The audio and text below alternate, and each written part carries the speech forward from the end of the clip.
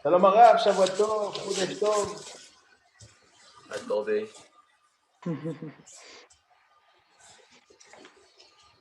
Voilà. Shalom à tous. Shavua Tov, Chodesh Tov u'Mevorach. Bezat Hashem Shilanu. Voilà. Attendez, j'ai un petit problème là.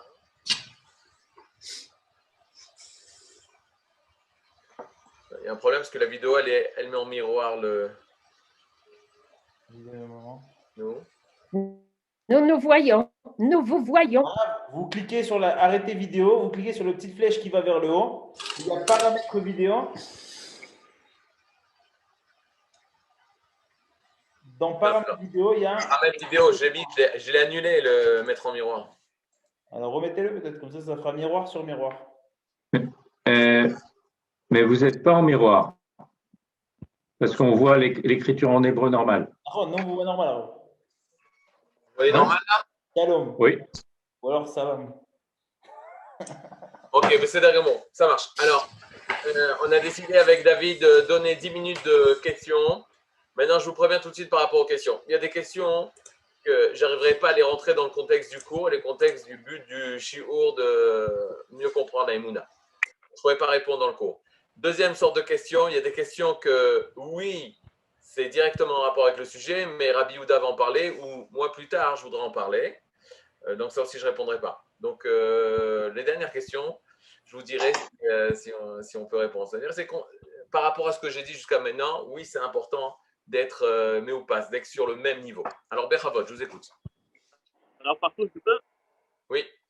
Alors, j'ai deux questions. Une que j'avais posée la semaine dernière, mais bon, c'était la fin du cours et vous n'avez peut-être pas eu le temps de prêter attention.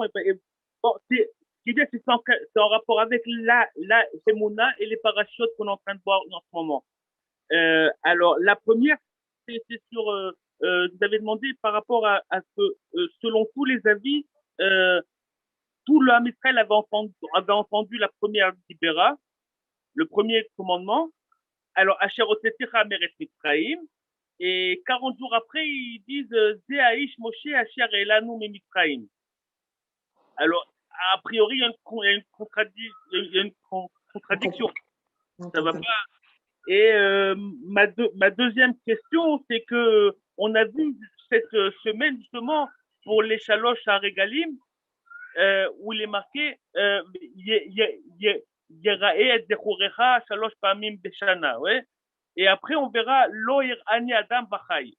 Alors par rapport aussi à la Hemuna où Rabbi Oda Levi il dit que c'est pas un acte tirli mais quelque chose qui se qu'on réalise au quotidien, quoi. C'est pas Okay. voilà.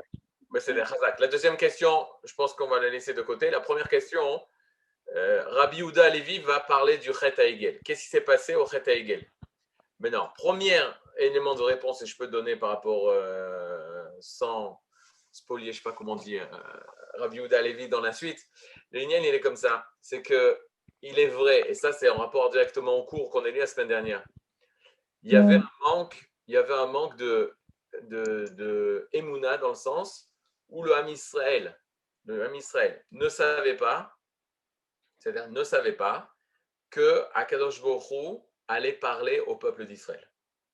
C'est-à-dire, le Ham Israël n'avait pas cette, cette Emouna, traduisez par confiance, si ça peut aider, n'avait pas cette confiance que Akadosh Baruch Hu allait parler. C'est seulement quand Akadosh Baruch Hu leur a parlé qu'ils ont compris et ils ont commencé à avoir plus d'Emouna envers Moshe. C'est-à-dire, ça a commencé à part. Maintenant, après au Chet HaEgel, qui c'est qui va parler lors de la faute du Hegel?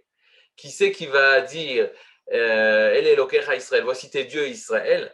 Alors Rabbi Houda Levi va nous expliquer exactement qui a fauté, qui n'a pas fauté, et pourquoi le Ham Israël est considéré comme une grande faute par rapport à ça. Mais par rapport au shlav de la Emouna, ce qui est très important de voir, et c'est juste la suite du Kuzari, c'est que tant qu'ils n'ont pas vécu la chose, ça ne s'appelle pas Emouna.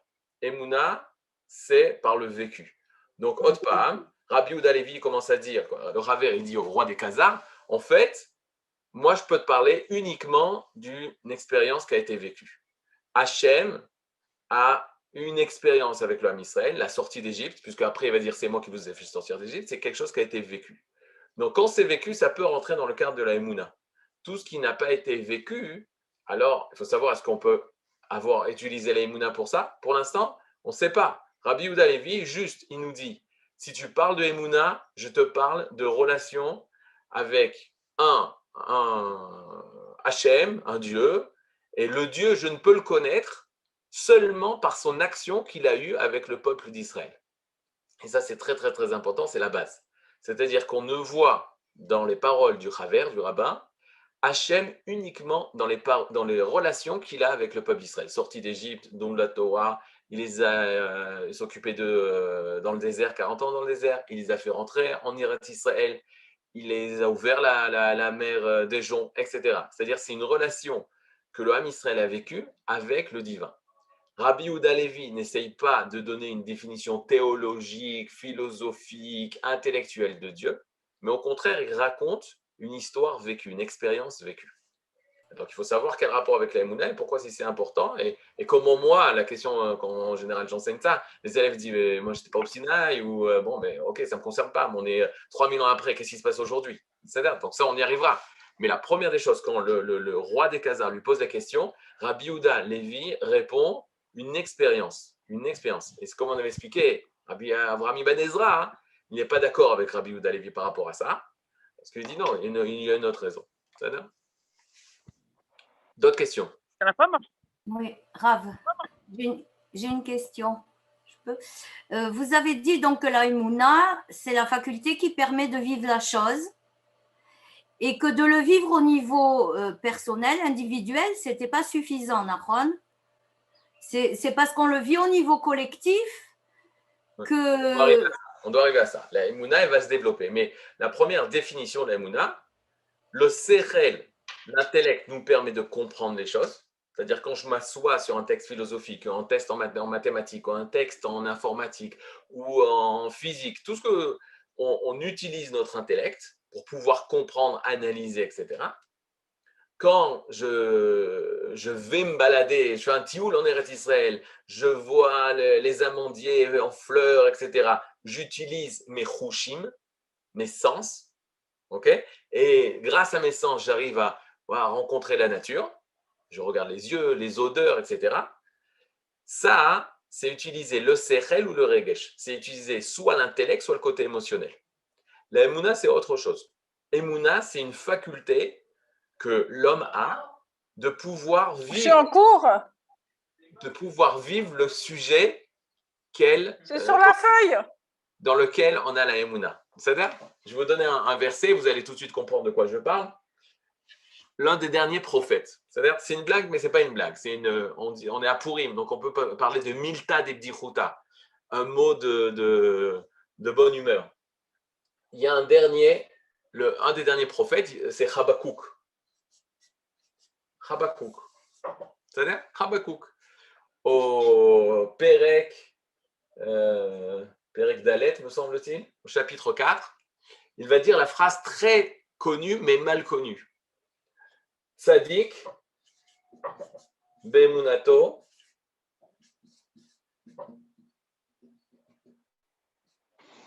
Yirye. C'est-à-dire, Tzadik, Be'emunato, Yirye. Chapitre 2. Chapitre 2, verset 4. Chapitre 2, verset 4 de Habakkuk.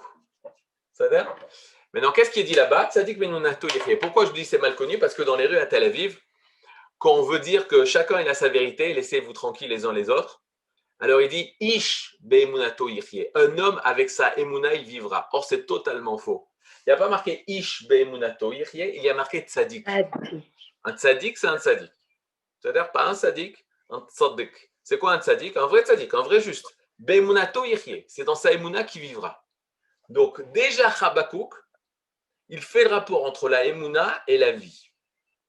C'est-à-dire la vie et la Emouna. On va y arriver. Donc, Tzadik Be'emunato Yirye. La blague, qu'est-ce qu'est la blague qui n'est pas vraiment une blague, mais c'était une vraie, une chose intéressante. Les gens ont dit, c'est qui Habakkuk? Habakkuk, c'est cette phrase-là, les Chachamim se sont posé la question, comment je peux résumer toute la Torah? Il y en a qui ont pris sur les 10 psukim, 3 psukim, 4 psukim. Habakkuk, il a résumé toute la Torah. Écoutez bien, toute la Torah, la Gemara de Masechet Makot, dans le traité Makot, dit toute la Torah, Habakkuk, il a résumé en un seul verset. C'est ce verset-là, Tzadik bemunato yichin. C'est-à-dire qu'on arrive à la fin des temps, on arrive à comprendre quel est toute la Torah, c'est la Emouna. C'est la Emouna. Et la Emouna, elle a un rapport avec la Chaim, la vie, on va essayer de comprendre. Mais qu'est-ce qui est assez intéressant, c'est quels sont les mouvements dans l'âme Israël qui ont réveillé la spiritualité cachée du peuple d'Israël. Alors, il est clair que le mouvement Chabad, mouvement Chabad, c'est le mouvement qui a énormément éveillé la volonté de profondeur de la Neshama, etc. Moi, à mon époque, quand j'étais en France et jeune, etc., Chabad. Je voyais Bichlal, chez le Rabbi, Chabad, puissance énorme de rapprocher tout l'âme Israël en faisant aucune différence entre les Juifs, le ramener à la Torah vel mitzvot, à la Avat Torah, à Avodat Hashem, le service d'Hashem. Mais après, de Chabad, on est passé à Bet. Bet, c'est quoi? Breslev. Aujourd'hui, le mouvement dominant, c'est Breslev. Akol et Tova, tout est bien, tout ce que Kadosh Baruch Hu sait, tiens, sa mère, sois heureux, Adar, c'est le mois de Breslev. Rabbi Nachman, c'est Bet. Mais à la fin, après Breslev, qu'est-ce qui va arriver? Rav Kook. Et Rav Kook, pour répondre à Rava, c'est lui qui va nous rattacher au Klal, c'est-à-dire la Emouna au niveau du collectif. Mais de qui il a appris ça? Il a appris de Rabbi Yehuda Halevi. Rabbi Yehuda Halevi, il ne cesse. Jamais il va commencer Rabbi Yehuda Halevi. Il a écrit un livre, son œuvre, c'est-à-dire l'œuvre de sa vie. Okay? L'œuvre de sa vie, il va écrire comme un Shir HaShirim. Pourquoi un Shir HaShirim? Vous savez que Rabbi Akiva dit, si tous les shirim, si tous les chants, si tous les chants qui ont été écrits, ils sont Kodesh, ils sont saints, S-A-I-N-T, alors Shir HaShirim, Kodesh, Kodashim, Nachon, Shir HaShirim, c'est le saint des saints. Pourquoi? Parce que c'est le chant d'amour entre Akadosh Baruch Hu et Knesset Israël, Akadosh Baruch Hu et l'Assemblée d'Israël. Quand on parle seulement d'Hachem et de Knesset Israël, ce n'est pas Kodesh, c'est Kodesh Kodashim, c'est le saint des saints. C'est le seul endroit caché entre nous et Hachem. Le Kohen Agadol, le grand prêtre, le jour de Kippour, il rentre au Kodesh Kodashim, il n'y a que lui, Akadosh Baruch Hu. Et lui, en tant que représentant de tout l'âme Israël, il a fait. Rabbeinu, le Kuzari, c'est Kodesh Kodashim. Il ne parle que d'Hachem et d'Israël. D'Hachem et d'Israël. Il ne va pas donner des conseils, alors qu'il aurait pu écrire des conseils aux Juifs. Tu sais, tu dois te comporter comme ça et tu dois faire comme ça, ce que tu peux trouver dans Mesilat Yesharim. Il parle de la relation entre nous et Hachem. C'est ce que fait exactement la Torah. La Torah, elle nous a parlé de la relation entre nous et Hachem. Quand il n'y a plus nous, quand on part en galoute, c'est la fin de la parole avec Kadosh Baruch Hu. Quand on retourne en Eretz Israël, on doit renouveler la parole entre lui et nous.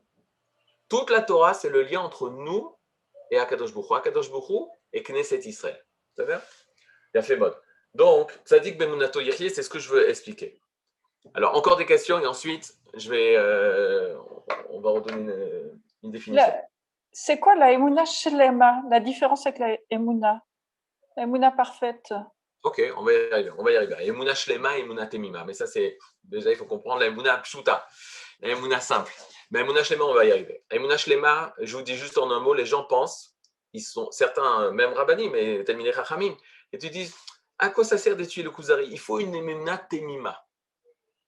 Il faut une Emouna Temima, une Emouna simple, comme un enfant. Le seul problème, c'est que 2 minutes après, je le vois sortir un iPhone et en train de savoir exactement comment l'utiliser, comment ça marche, etc. etc. Je dis, tu n'es déjà plus un enfant. Un enfant, il est simple dans toute sa simplicité, un téléphone ne serait pas l'utiliser. Donc, faites très, très, très attention. On n'est plus au niveau de nos arrière-grand-mères et de nos grands-mères. Nos arrière-grand-mères, je vous signe toutes, elles avaient Emouna Temima. C'est-à-dire Emouna Temima et Pshuta et Alvaï, comme dit le Rav Kook, qu'on est leur Emouna. Mais nous, pour avoir cette Emouna Temima, il faut passer par l'étude. Il n'y a pas. On est la génération où on est obligé de passer par l'étude pour pouvoir refaire sortir cette Emouna naturelle qui était dans nos grands-mères. Une fois, j'ai eu bon, vous êtes tous là, vous êtes tous Besséder là? Je vais raconter une histoire parce que c'est très, très, très important par rapport à la compréhension du shiur. Et là, celui qui comprend, il va comprendre où je veux en venir. Une histoire que, en général, je commence à chaque début de cours d'Emouna pour parler la Emouna de la grand-mère. Parce qu'on va apprendre des choses et on va vouloir dire aux gens, mais non, la Emouna, c'est pas ça, etc. Donc d'abord, comme j'ai expliqué, c'est pas pour enseigner ce cours, c'est pour nous-mêmes. D'abord, c'est pour nous-mêmes. Dans 10 ans, on commencera à enseigner, Bezrat Hashem. Maintenant, je vous raconte une histoire très simple et très, très, très connue. Elle est rapportée dans des livres très Kedoshim, très saints. L'histoire d'une famille qui est après l'Inquisition des Juifs d'Espagne, c'est-à-dire juste après. Elle part du Portugal et ils arrivent dans la ville de Tzfat. C'est-à-dire, donc il y a 500 ans.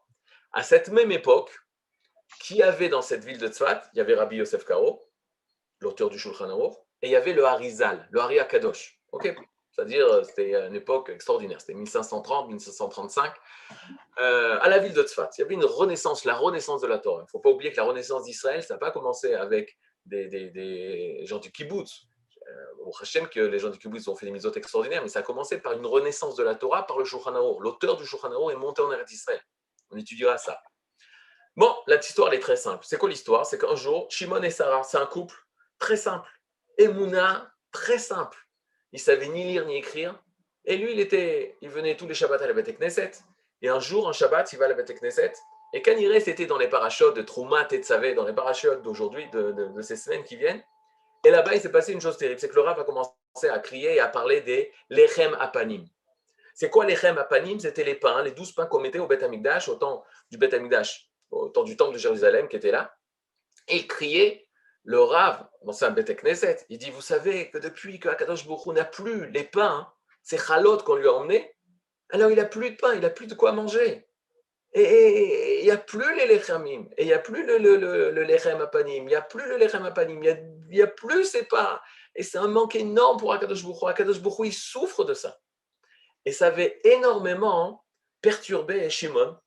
Et il rentre après la tfilat Shabbat. Il va voir sa femme et lui dit, Hana, il s'est passé une chose terrible. Le Rav, il nous a dit que le Akadosh Baruch Hu, il n'a pas de chalot. Nous, on a des chalot sur la table, tu les as préparés. Non, au Hashem, mais Akadosh Baruch Hu, il a plus ses chalot depuis le moment où le Beth Amikdash il a été détruit. Et là, Hana, elle lui dit, mais je ne savais pas. Mais alors, si c'est comme ça, très simple. Moi, je vais lui préparer les chalot. Et Shimon, il dit, quoi, tu es capable de faire des chalot, 12 chalot pour Akadosh Baruch Hu? Il fait, mais bêtard, je vais lui faire. Aucun problème. Arrive la semaine d'après, le Shabbat d'après, Hana, elle a préparé 12 pains. Comme au temps du Beth Amikdash, elle les donne à Shimon. Shimon, il les prend dans son sac. Il arrive à la Beth Knesset, il met les pains devant le Echal, il ouvre l'Echal, il dit, Ribono Shalom, depuis le jour où tu n'as plus les 12 pains, hein, tu souffres. Maintenant, Hana, elle t'a préparé des pains. Voilà tes lechamim, tes chalot pour Shabbat à Kadosh Baruch Hu. Et il rentre chez lui. Quand il revient, il se prépare, etc. Il revient à la Beth Knesset. Qu'est-ce qu'il voit pour prier vendredi soir? Qu'est-ce qu'il voit? Que les pains n'étaient plus là. Il fait une fila de Shabbat extraordinaire. Il dit, Hachem, il a accepté mes pains. Il rentre chez lui à la maison. Il dit, Han, allez, nos pains, ils ont été acceptés. Akadosh Baruch Hu, sauf après 2500 ans, il a de nouveau des pains pour Shabbat. Et ils sont heureux, ils chantent, ils sont les plus heureux du monde. Et de Shabbat en Shabbat, elle lui a fait les pains, il ouvre le Echal, Akadosh Baruch Hu, comme la semaine dernière, tu as accepté mes Echalot, accepte mes Echalot cette semaine. Et il rentre à la maison. Un beau jour, le rabbin, vous savez comment ça se passe le vendredi? Il doit préparer la dracha, mais le vendredi, il n'est pas tout seul à la maison. Il n'est pas tout seul, il y a sa femme, vous savez, Ezer Kenegdo, mais il y a aussi les enfants. Et étudier avec les enfants, préparer une dracha avec les enfants, je vous signe, c'est impossible.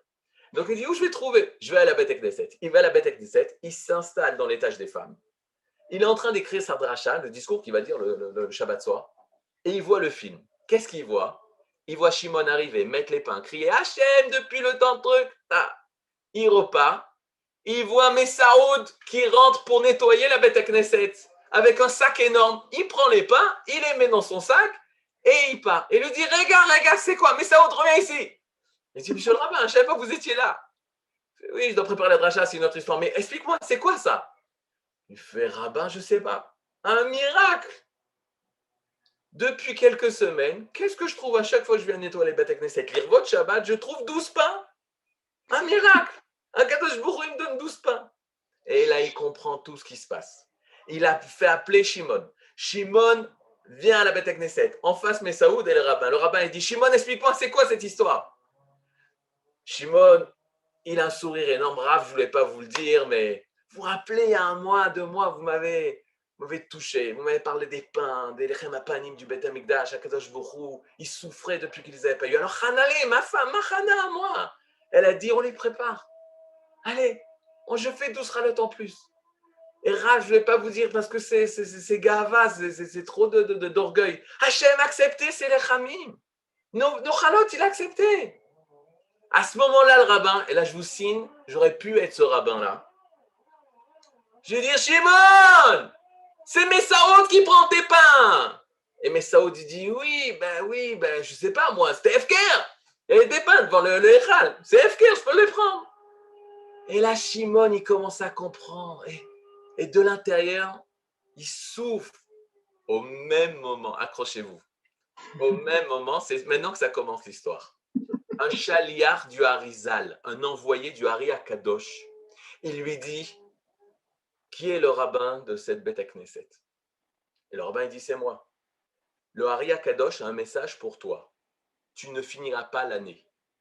Parce que depuis le Beth Amikdash, Akadosh Baruch Hu, la Shrina, la présence divine, avait une souffrance terrible. Parce qu'il n'y avait plus les lechem apanim. Il n'y avait plus de pain au Beth Amikdash.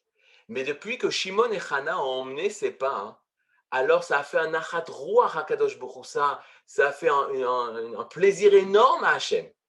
Mais maintenant, toi, tu as tout détruit. Le Rav est allé voir le Hari Akadosh.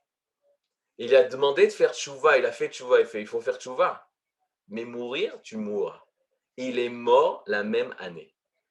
Pachad! Je raconte ceci pour à chaque fois, je veux dire, Ribono shel olam, de quoi on parle? On peut parler de la Emouna, on peut commencer à l'Itpalsef, c'est quoi la Emouna, mais alors c'est quoi la différence avec Kant, et Spinoza, etc. Aval altigeu b'mishichai. On dit dans la tefila, dans le altigeu b'mishichai, ne touchez pas mes Mashiach. C'est qui les Mashiach? C'est nos enfants. Comment? Pourquoi ils sont appelés Mashiach? Parce que le Hevel PM, leur bouche, quand ils étudient la Torah, quand ils font les tefilot, ils font emmener le Mashiach, ils font avancer le monde. Mais quand on demande à nos enfants de parler d'Akadosh Baruch Hu, ils disent n'importe quoi. C'est proche de l'idolâtrie, c'est pas de l'idolâtrie. Mais eux, ils ont une émounat mima. Shimon et Hana, ils avaient une émounat mima. Et comme leur émouna, alors ils servaient Akadosh Baruch Hu de toute leur force. Et chas v'shalom, si toi tu viens détruire ça. Première histoire. Deuxième histoire. Une fois, ma fille, maintenant, bon, Hachem, elle a 19 ans, mais elle avait 4 ans. Moi, j'étais à la yeshiva, hein, et c'est pas que je faisais des tests chez mes enfants, mais c'était important de voir si ce que mes rabbanim disaient, c'était important. Bon, un jour, elle est arrivée, elle me fait, papa, Abba, Ani Yodat Efo Ribonosh, Efo Akadosh Baruch Hu. Elle avait 5 ans. Elle dit, je sais où il est Akadosh Baruch Hu. Je lui dis, waouh, Ashraïr Sheraït, heureuse toi. Qui sait où Akadosh Baruch Hu est? Tu sais qu'il y a des gens qui cherchent pendant des années, ils ne trouvent jamais. Toi, tu sais où il est? Fait Ken Ani Yodat. Oui, je sais. Je dis, ah, c'est faux. Alors, où est-ce qu'il est? Elle me dit, ou Bagan Sheli. Il est dans mon gan. Je dis, faux Bagan. Fait Ben Atikra, la gag, entre le faux plafond et le toit du gan. Alors, je dis, Erat Yodat, comment tu sais ça? Elle me dit, qu'il y a Ganenet Amra. Parce que la Ganenet, Talita Amra, elle a dit, Roé Akol, il voit tout, il entend tout. Il entend tout. Il voit tout, il entend tout. Alors où tu veux qu'il soit? S'il me voit et il m'entend, il est obligé d'être dans le toit. Je lui dis, Ashraïr Sheraït, heureuse toi. Maintenant, tu ne peux pas lui enlever ça. Tu peux arriver avec d'autres, tu ne peux pas lui enlever. Tu lui dis, mais elle a des ch'touillots dans le... Là, Emunat Mima. Emunat Mima. Pour elle, elle est prête à faire des chalotes pour Akadosh Baruch Hu. Elle vit ce niveau-là. Elle vit ce niveau-là. C'est un niveau que nous, avec l'étude pour l'atteindre, c'est... Mais c'est le niveau. Ça, c'est Emunat Mima. Ça, c'est quelque chose qui est vécu. Ça va? Donc, nous, regardez, c'est un peu dur ce que je vais dire. On est arrivé, arrêt nos parents, nos grands-parents, je ne sais pas vous, etc., mais Maroc, Algérie, Tunisie, etc. Ça va? On est arrivé en France. On n'a pas besoin de sortir contre Akadosh Baruch Hu. Ils ont mis en avant le Sechel. D'accord? On est allé à l'université, on a eu des connaissances, etc., etc. Ça a détruit la Emouna Tmima. Ça a détruit la Emouna Temima. Quand une personne développe son intellect, il faut développer l'intellect. Pétard qu'il faut. Kadosh Baruch Hu t'a donné, tu vas rester comme un animal. Mais il faut faire attention. En même temps que tu dévoiles et tu développes ton sérel, il faut protéger cette Emouna et l'agrandir, que le sérel soit au service de la Emouna. Et pas l'inverse. Pas l'inverse. Et surtout pas que le sérel vienne éteindre cette Emouna.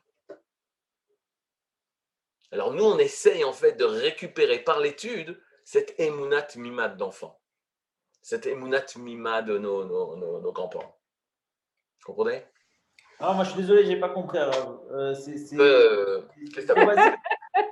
David. Non, mais c'est-à-dire, pourquoi on étudie, alors pourquoi on cherche? Il faut arrêter de chercher. Non, mais parce qu'on n'est pas.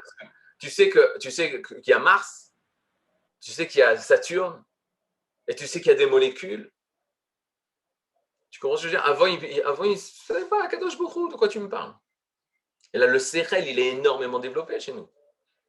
Donc, au niveau du sérel qu'on a, on doit avoir encore plus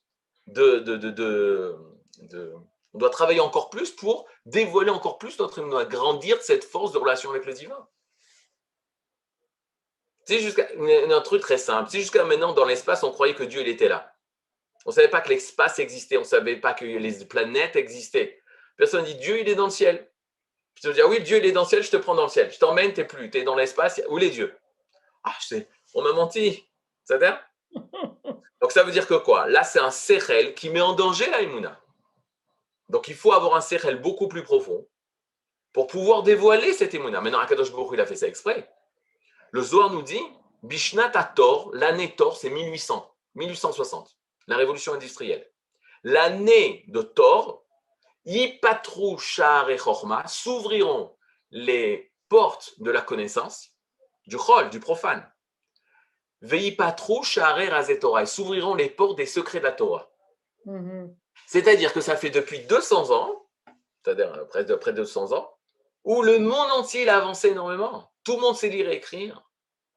Tout le monde sait le soleil, la lune, comment ça marche, etc. Tout le monde connaît les molécules. Le monde, il a énormément avancé. Mais grâce à ça, on va pouvoir enfin connaître les secrets profonds de la Torah. Parce qu'on sait ce que c'est des électrons, on sait ce que c'est des molécules, on sait ce que c'est de l'énergie. Et ça va pouvoir nous permettre de mieux comprendre le divin. En tout cas, c'est notre grandeur. Mais à chaque fois qu'il y a quelque chose de grand, c'est sûr qu'il y a un danger. Parce qu'on ne veut pas retourner au niveau de Shimon et Hana, au niveau de leur simplicité. On veut au niveau de leur Emunat Mima, mais avec des connaissances très très grandes. Et le Rav Kook, il va être critiqué par un Rav, qui était son ami. Et lui dit, moi je veux la Emuna, qu'est-ce que tu parles de Emuna? Moi je veux la Emuna de ma grand-mère. Il fait, premier problème, c'est pas sûr que la Emuna de la grand-mère, tu l'as. Deuxième problème, la Emuna de la grand-mère, c'est pas transmissible. Elle ne peut pas l'expliquer, elle ne peut pas donner des réponses. Alors elle a. Alors le petit-fils, il se rappellera du couscous de la grand-mère, du tchount de la grand-mère, du gefilte fish ou de l'arôme de Shabbat. Mais s'il ne fait pas un travail de recherche, sa Emouna, elle étouffera. Donc c'est sûr que l'étude, elle doit servir. Mais comprenez, l'étude, ce n'est pas la Emouna. Le sechel, ce n'est pas la Emouna. Ça te permet de refaire sortir la Emouna qui est en toi. Oui, ça oui. Ça enlève ça ouvre les portes. Ce n'est pas la Emouna. Rav Kook, il est très dur, il dit le Sechel Regesh, c'est les serviteurs de la Emouna. Mais la reine, c'est la Emouna. Ne pas confondre le serviteur avec la reine. Il faut laisser la place à la reine. Il faut laisser passer à la reine. Elle peut faire du chemin, le Sechel Regesh. Comment dire, débroussailler. Wow, longtemps que je peux utiliser ce mot. Débroussailler, faire les routes, enlever les pierres, enlever les choses, c'est-à-dire faire du bureau. Mais c'est pour laisser passer la reine. C'est là? Autre question. C'est très, très, très important. Tout ce qu'on a dit là, c'est en rapport direct avec le sujet et qu'on comptait le dire de toute façon. C'était pour finir avec la question du départ. Je reviens. La Emouna collective, on va y arriver. Il y a quelque chose que je n'ai pas bien peut-être compris. Donc, il faut la vivre. Bon, au niveau du sérel, au niveau des sens. Non. Il faut la vivre. Ce qui est Emouna, c'est quelque chose qui est vécu. Je vous rajoute la phrase, d'abord, aucun rapport avec Akadosh Baruch Hu. Oubliez, Emouna, c'est croire en Dieu. Je vous donne un truc très simple. Les choses les plus difficiles, les choses les plus connues sont les plus méconnues. Okay, c'est la phrase du Ramchal, c'est pas de moi. J'aurais aimé que ce soit de moi, mais c'est pas de moi. Alors regardez qu'est-ce qu'on dit tous les matins. Modé ani lefanecha, etc., etc.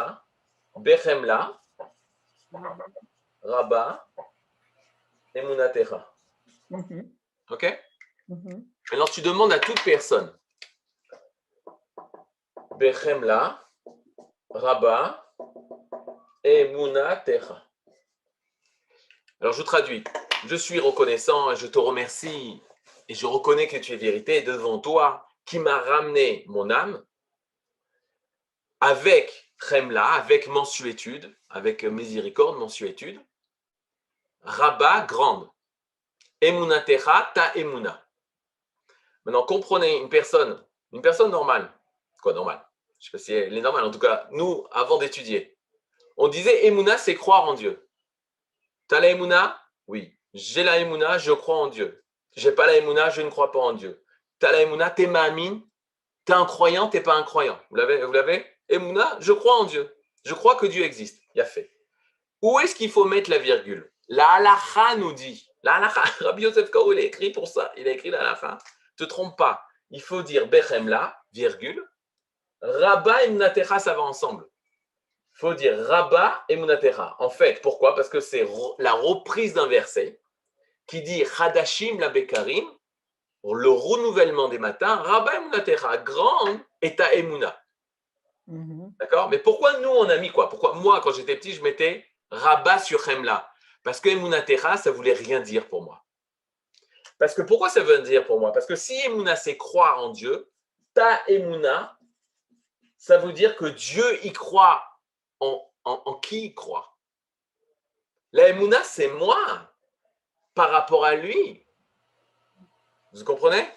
Alors, ok, il y a des théories, on est dans une époque où, bon, il y a des gens qui ont donné beaucoup de réponses, etc. Elles ne sont pas suffisantes, mais on va arriver. Un des buts, c'est comprendre cette phrase. C'est-à-dire, c'est marrant, quoi. Tous les matins, on dit ça, on comprend vraiment ce qu'on dit. Alors, je vous dis déjà ce que les chassidim me disent. Emouna, c'est confiance, ta confiance que tu as mis en moi. Ça a l'air, c'est joli. Est-ce que c'est vraiment le mot? Comme les chassidim, souvent, on va le sens très, très large. Moi, je veux le pshat. Alors, Kanirek, ce n'est pas le pshat. Le pshat, il y a un sens simple, très facile à comprendre. Quoi, très facile, une fois qu'on le dit, on a compris. Mais comprenez déjà le problème. Ta emuna, grande est ta emuna. Grande est ta emuna. Donc, c'est clair que emuna, c'est une chose, c'est pas moi qui ai la emuna. Même on parle de Hachem, il a la emuna. Alors, il faut que je comprenne. Ça veut dire que Hachem, il a la emuna. Envers qui il a la emuna? Hachem, il n'a pas un Dieu, Chazé Shalom. Et les Tiroutsim nous ont dit non, Hachem, il a l'emuna en lui-même. Donc ça, il faudra essayer de comprendre. Donc pour l'instant, essayez de reprendre le terme. Emouna, ça n'a rien à voir avec Akadosh Baruch Hu. Emouna, c'est j'ai ani ma'amin. J'ai la Emouna dans la chose, c'est-à-dire je vis la chose. C'est-à-dire? Maintenant, regardez. S'il n'y a pas d'autres questions, je continue. Il n'y a pas d'autres questions? Si, j'ai une question. Oui. Compte tenu de tout ce que vous dites et de comment est organisé jusqu'à là le livre de Kuzari, du fait que le Kuzari, c'est dans le rêve qu'il reçoit ce message dans lequel on lui dit ton intention est bonne, mais c'est au niveau des actes qu'il faut faire plus de travail. Est-ce qu'on n'aurait pas pu ajouter aussi une troisième modalité de connaissance, à part le sechel et le regesh, qui est par le rêve ou par la connaissance prophétique, le rêve comme quelque chose qui est une partie de la connaissance prophétique? Exactement. Vous avez dit exactement ce qu'il faut dire. C'est-à-dire, il y a le regesh, il y a le sechel, il y a la emuna. Le rêve relève de la emuna. Le rêve relève de la emuna. Et c'est pour ça que ça a commencé comme ça. Vous avez très bien compris pourquoi il a commencé par le rêve. Parce que le rêve, moi j'ai vécu, c'est ce qu'il a répondu au philosophe. Le philosophe, c'est le sechel. Qu'est-ce qu'il a répondu au philosophe? Le philosophe dit Hachem ne s'intéresse pas à toi. Il fait moi, j'ai vécu une relation. Donc il a parlé de quoi? Du vécu, le roi des Khazars. Quand tu parles d'une personne qui a vécu quelque chose, et tu vas lui dire ce que tu as vécu là, voilà, ça rentre dans le registre de l'Emouna. Parce que toutes les choses qui sont en rapport avec le Sechel, c'est faible. Ce n'est pas une chose, comme on dit, le Sechel, il ne peut pas arriver à la vérité. On aura l'occasion de revoir ça, mais le Sechel ne peut pas arriver à la vérité. Ce qu'il dit Rabbi Yehuda Halevi, il y a beaucoup de sfekot, il y a beaucoup de doutes, il y a beaucoup de contradictions. Regardez les médecins, regardez les physiciens, ils sont tout le temps en train de se contredire. Mais ce qui est expérimenté, ça relève de l'Emouna. Le rêve et la prophétie relèvent du registre de l'Emouna, pas du Sechel et du Regesh. Exactement. Ça commence de la chose, écoutez cette phrase, la chose vient vers moi, ce n'est pas moi qui viens vers la chose. Alors que le Sechel, c'est moi qui viens vers la chose. C'est moi qui essaye de comprendre, d'essayer de trucs. Là, c'est la chose elle-même qui parle vers moi. Ça, c'est expérimentation. Ça, c'est Emouna. La fémorale. Alors, regardez.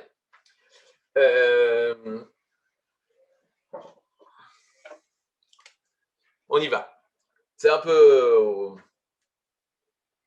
ardu, mais on va y aller. Emouna, on a expliqué que le mot Emouna vient du mot Amen. Ok, Aleph Mem Nun.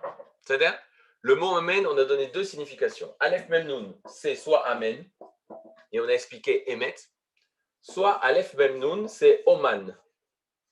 Artiste. Ok, Oman, c'est artiste. Donc notez, ça c'est très important. Oman, c'est deux kamats. Le premier kamat, comme suivi d'une noix longue, d'une voyelle longue, qui est aussi un autre kamat, donc il est prononcé O. Donc c'est Oman. Artiste, ne pas confondre avec Ouman. Donc Ouman, Rabbi Nachman, ça n'a rien à voir, mais Ouman, c'est artisan. C'est aussi le même shoresh, mais c'est un autre mot. Un artisan.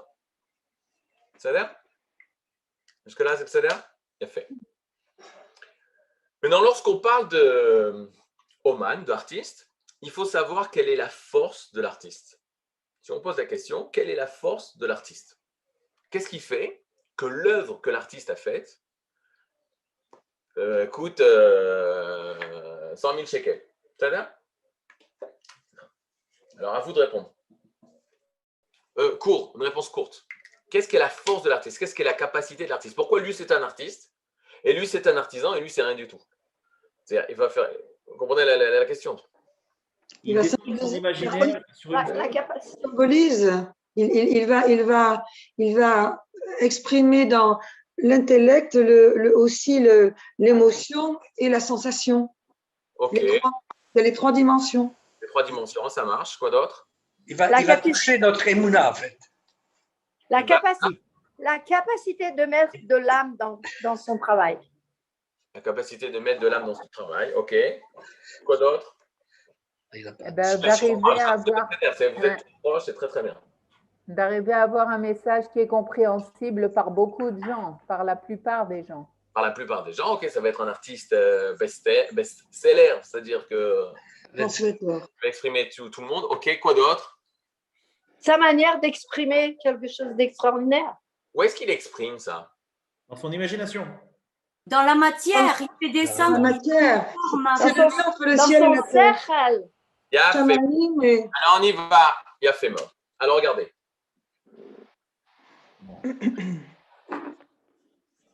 On va dire une phrase que je tire du Rav Yosef Ben Shushan, qui dit la chose suivante. Aoman, marquez-la parce que c'est une phrase qui déclencheur. Déclenche le talir, le processus. Aoman, Ne'eman, et Olamo, Apnimi, Ba, Obanut. Super. Ok? Maintenant, on y va. Aoman, Ne'eman, Obanut. Tout ça, bien sûr, c'est le même shoresh, c'est pas par hasard du tout, c'est le sujet dont on parle. Donc, je traduis. L'artiste, Aoman, Ne'eman, est fidèle. Leolamo apnimi, à son monde intérieur. Ba'omanout. La omanout, c'est dans l'œuvre. Dans l'œuvre qu'il fait. C'est-à-dire, je vais le dire d'une autre manière. Il y a plusieurs sortes d'artistes. Il y a une personne qui peut même exprimer les sentiments des autres. Mais pour l'instant, on parle d'un artiste qui a certains ressentis. C'est-à-dire, et il va arriver à prendre ce ressenti et arriver à le mettre dans la matière. C'est-à-dire, comment on va savoir que c'est un bon artiste? Parce qu'il a été totalement fidèle à ce qu'il ressent. On arrive à ressentir exactement ce que lui ressent à travers son œuvre. Son œuvre, c'est quelque chose d'extérieur. Qu'est-ce que ça veut dire extérieur? C'est-à-dire c'est de la matière qu'on peut voir, qu'on peut toucher, qu'on peut entendre, qu'on peut des fois peut-être même manger, même goûter. C'est quelque chose de très, très extérieur. Mais l'extériorité de l'œuvre cache en fait l'intériorité. Et donc, une personne qui va être vraiment douée va être capable de prendre des fréquences, fréquences de musique, par exemple. On va prendre l'exemple que je donne tout le temps, c'est Beethoven. Beethoven, lui, il a été artiste, et le sentiment qu'il avait par rapport à Élise, il lui a écrit la lettre à Élise, il a réussi à le mettre dans des fréquences, des notes de musique, des temps, une façon comment appuyer sur la touche forte, pas forte, piano, pas piano, etc. Il a exprimé son intériorité à travers la musique, à tel point que si nous aussi, et ça c'est très fort, si nous aussi nous sommes des artistes, alors nous pouvons être capables de rencontrer l'artiste à travers son œuvre. Vous connaissez cette phrase de toute personne, moi j'aime beaucoup ça. Une personne sort d'un concert, de justement quelqu'un qui a, je sais pas moi, Rubinstein a joué Beethoven, il sort et le plus beau compliment qu'on peut donner à un artiste, c'est de dire ce soir Beethoven était dans la salle. Mais Beethoven, Zichrono Livracha. Non, ce soir Beethoven était dans la salle. Pourquoi? Parce que le monde intérieur de Beethoven s'est exprimé. On a rencontré ce soir. Est-ce qu'on peut dire que le klal est exprimé dans le singulier pour retourner vers le général? Ça, moi, j'aime bien cette phrase. Elle est très, très, très importante. Mais là déjà, c'est assez compliqué parce que ça va aller de complication en complication. Alors, on regarde ça pour l'instant. Mais cette phrase est très importante. Alors, on y va. Aoman, facile, l'artiste. Sa force, c'est d'être fidèle. C'est-à-dire qu'il est à l'écoute de son monde intérieur. Et il est conscient de son monde intérieur. Il connaît son monde intérieur. Pas toute personne n'a cette faculté-là. La deuxième faculté qu'il a, c'est qu'il y a des personnes qui n'arrivent pas à exprimer ce qu'ils ressentent. Lui, il sait exprimer, mais en plus dans la matière la plus matière.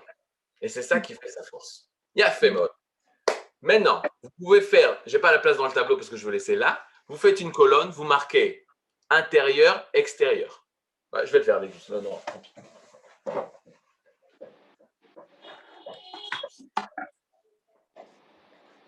Regardez bien. Extérieur, ok, ou intérieur-extérieur, plutôt dans l'autre sens, bien sûr. Intérieur, il a pris quelque chose qui était intérieur, et il a mis à l'extérieur, à la vue de tous. Qu'est-ce qu'il a pris? Et ça, c'est très, très important. Il a pris quelque chose d'abstrait. Ok, c'est rare. 2 secondes. Intérieur, pourquoi je vous écris ça? Pour le mettre en ivrite. Pnimi, pénimi, intérieur, et extérieur, chitsoni. Très important. Pnimi et chitsoni. Chutz, c'est dehors. Pnim, c'est l'intérieur. Panim, le visage. Pnim, l'intériorité. Donc, pnim, pnimiout, l'intériorité. Ok, donc, lui, il fait ce travail. C'est fort. C'est intériorité, extérieure. Metsuya. Donc, je rajoute du caché au dévoilé. Ok? En ivrite, nistar, au galouille. C'est-à-dire? Nistar au galouille, c'est la fête de Purim. Parce que la fête de Purim, on doit lire Megillat Esther. La Megillah, c'est ce qui dévoile. Esther, c'est ce qui est caché. Donc, c'est pour ça qu'on est tous des artistes. Puis, à Purim, on devient tous des artistes, on se déguise, etc. Tout est justement dans l'extériorité, mais ça vient de l'intériorité. On dévoile ce qui est caché à l'intérieur de nous. Qu'est-ce qu'il sait faire aussi l'artiste? Abstrait, concret. Quelque chose de super abstrait, les sentiments, des traumatismes ou des joies, quelque chose que tu ne peux pas, de l'amour qu'il avait pour Élise, on ne sait pas qui c'est cette Élise, abstrait au concret, il est capable de le transformer. C'est toujours aussi épatant. Pourquoi? Parce que, vous savez, des fois, les artistes, ils sont un peu artistes, quoi. C'est un artiste. Ça va dans tous les sens. Mais ils sont capables, c'est ça qui est fort, ils sont capables de concentrer. Beethoven, j'avais un élève comme ça. Il partait dans tous les sens. Tu ne pouvais pas avoir une sira avec lui, une discussion avec lui, parce qu'il partait dans tous les sens. Oui, mais alors il y a ça. Mais quand il jouait du piano, il respectait les temps. C'est pas évident.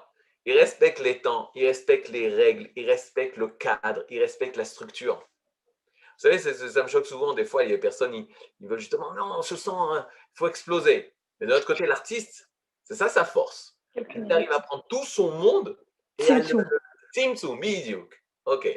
Il arrive à l'Etzanzem, il arrive à Gvura. Ça s'appelle Gvura dans la Torah. Gvura. Gibor. Ok? Chazak. Abstrait, concret. Comment on dit en ivrite? Abstrait, c'est moufchat. On voit pas.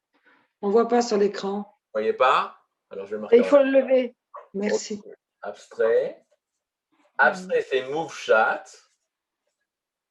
Concret, c'est mouchash.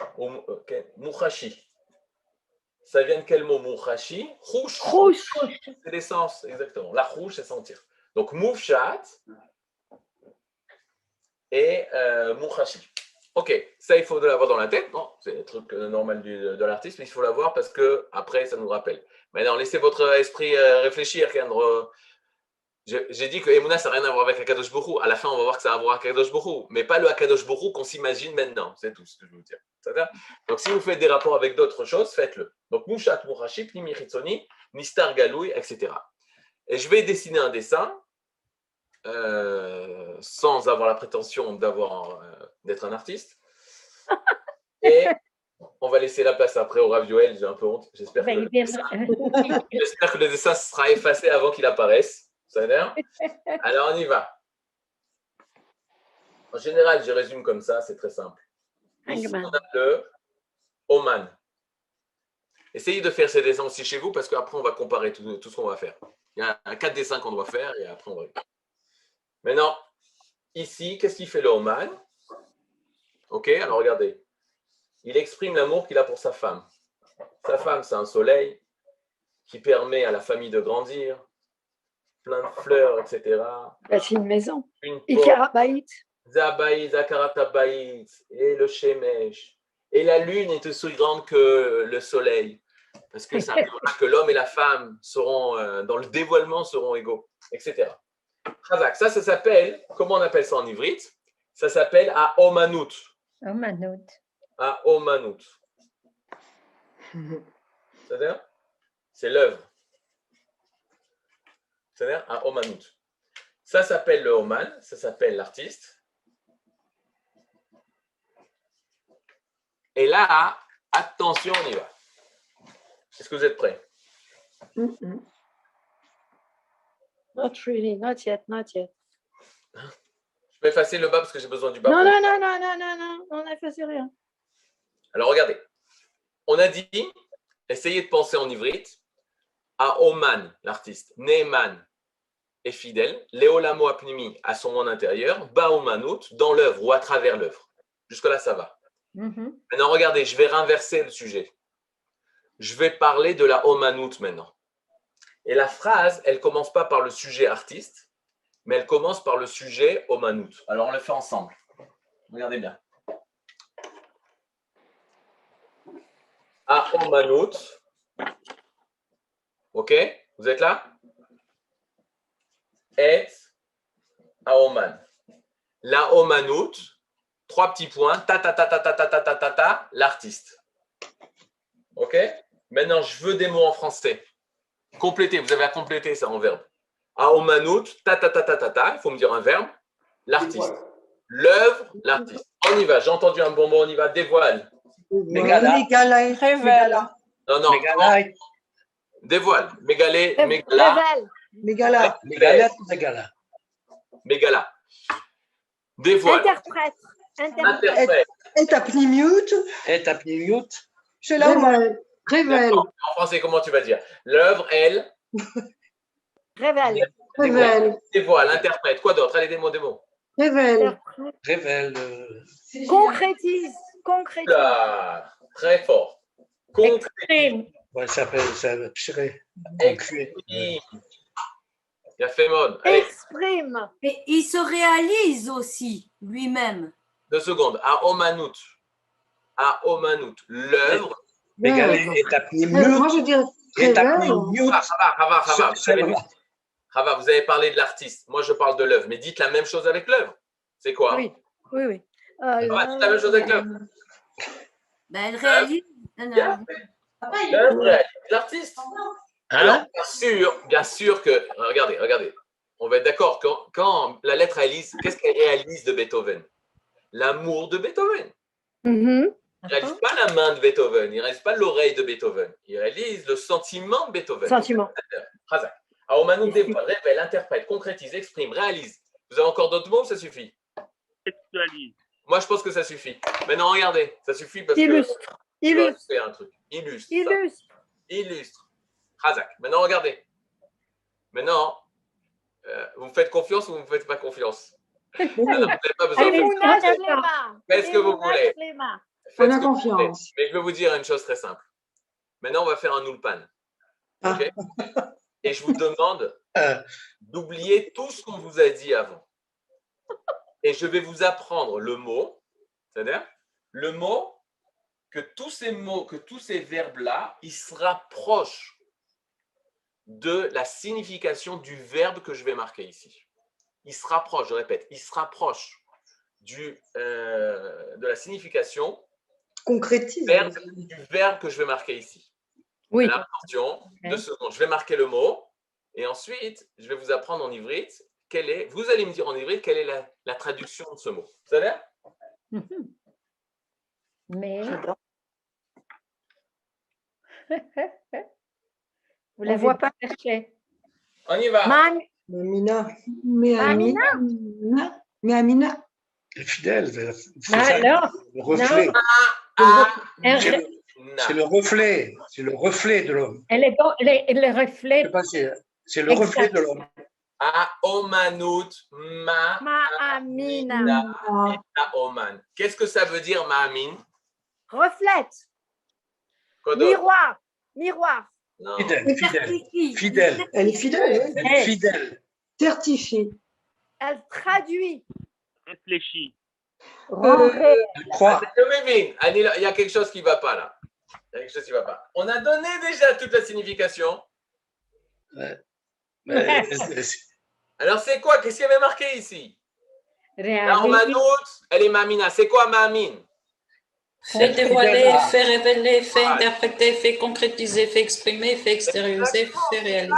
C'est tout ça, Mamin. Elle fait vivre l'artiste. Mais c'est proche. De la vérité.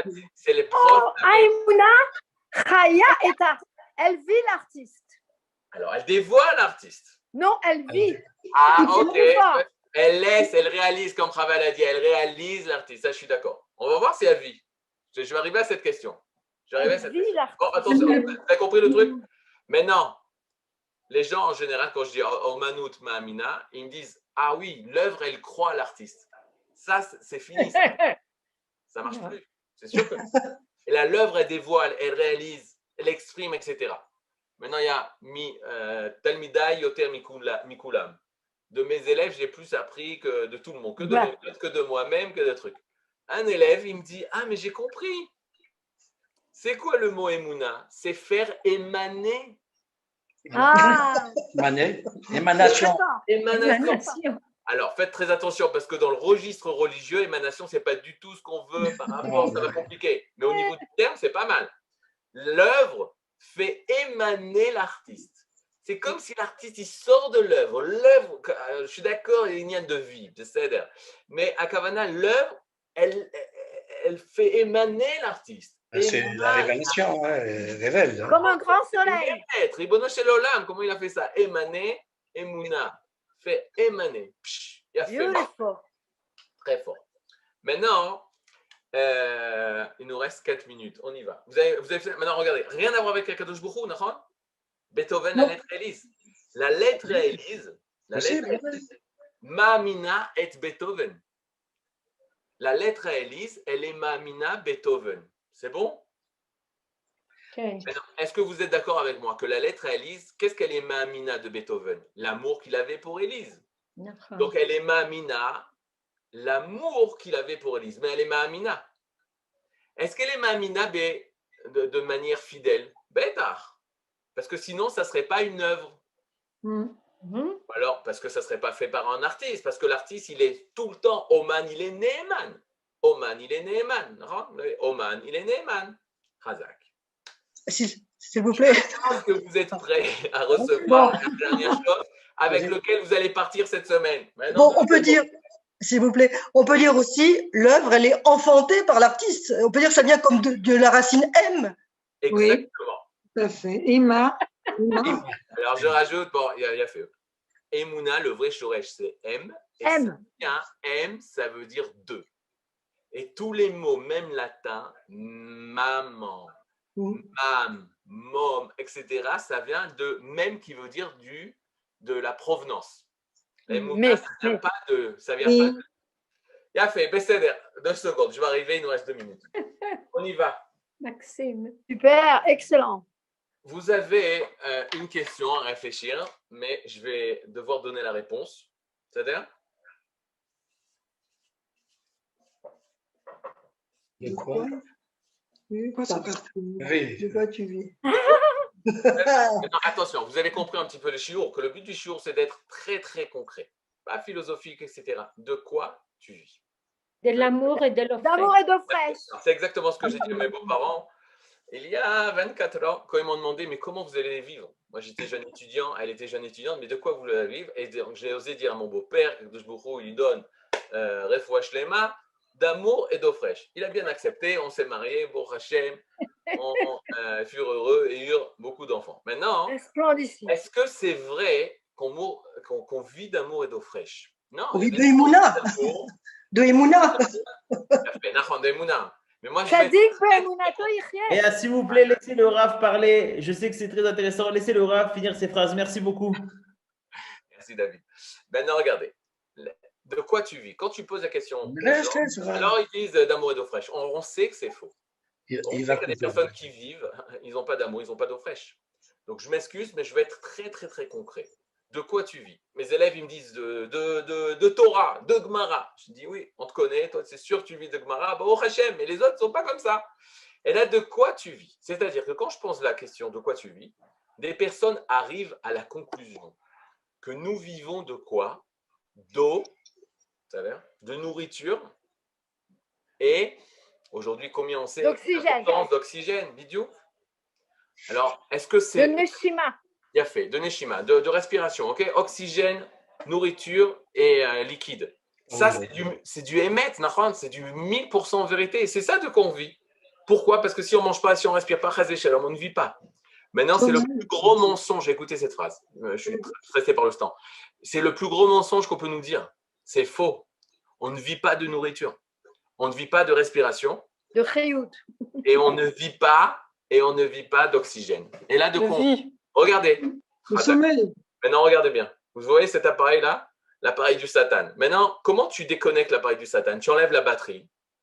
Et il ne vit plus, non?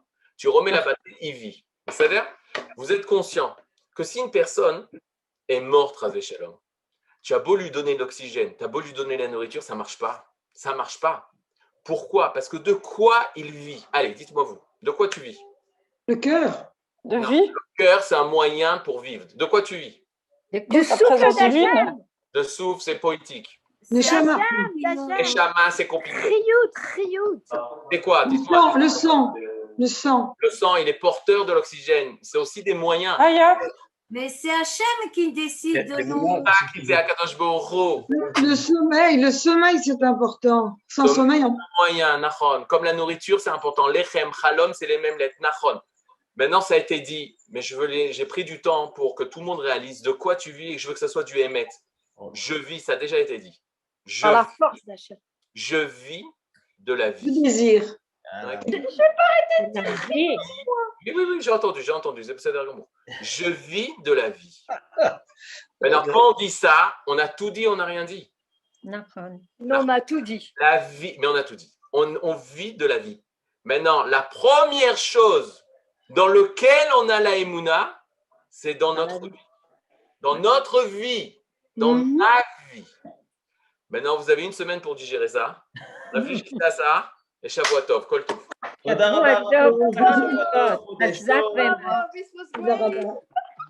a une conférence.